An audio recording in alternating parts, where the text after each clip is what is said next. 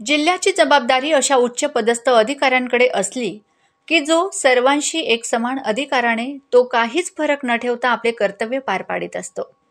अशा अधिकाऱ्याने उचललेले पाऊल जिल्हावासियांसाठी लाभदायक ठरते व त्याचे परिणाम निश्चितच चांगला संदेश देऊन जाते.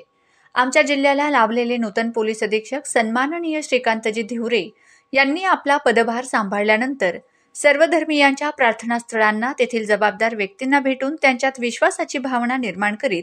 कायदा व सुव्यवस्था बळकट करण्याचा केलेला प्रयत्न खरंच वाखाणण्याजोगा असताना एक पाऊल यापुढे सरसावीत पोलीस विभागात जास्तीत जास्त गरजवंत व वंचित समाजातील विद्यार्थ्यांना मुख्य प्रवाहात आणणेकामी पोलीस भरती पूर्व मार्गदर्शनपर शिबिर धुळे जिल्हा पोलीस दलातर्फे आयोजित करून निजामपूर व इतर ग्रामीण विभागाप्रमाणेच धुळे शहरातील मुस्लिम समाजातील विद्यार्थ्यांसाठी असेच शिबिर 100 फुटी रोड स्थित मॉरिया हॉल येथे दिनांक 29/12/2023 शुक्रवार रोजी दुपारी 3 वाजता आयोजित केलेले आहे.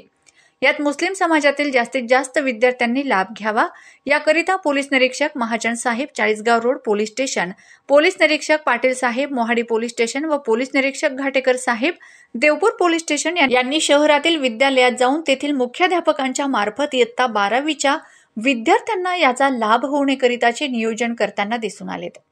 यात माजी नगरसेवक सत्तार शाह, समाजसेवक लयाकत पठाण, माजी नगरसेवक जावेद बिल्डर, माजी नगरसेवक अनिल दामोदर, मुख्याध्यापक पटेल युनुस सर, मुख्याध्यापक जाकीर शाह सर व इतर मान्यवर दिसून येत आहेत.